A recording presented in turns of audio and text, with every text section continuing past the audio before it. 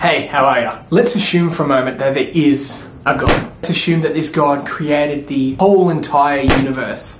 When you start to think about how small we are compared to our city, when you start to think how small that city is compared to our country, and when you start to think about how big that country is compared to our planet, and then that planet in comparison to our galaxy, and then the galaxy compared to the universe, and then you start to think that maybe God could be outside.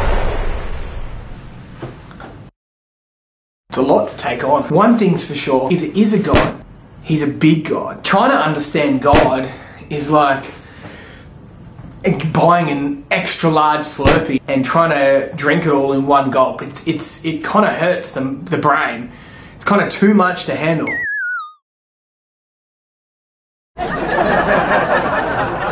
As you can tell, God is probably only understandable if you were God. So it would seem that even if there is a God, connecting with him, understanding what he wants, understanding why we're here, would almost seem impossible.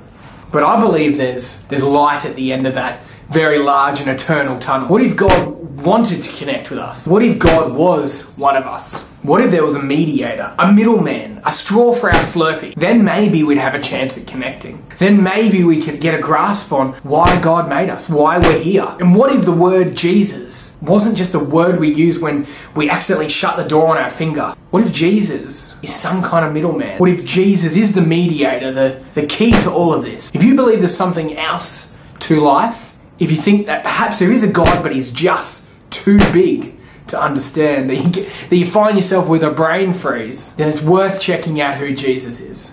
If you're curious about this at all, if this interests you, if you think that maybe there is a God, then start asking the question, who was Jesus?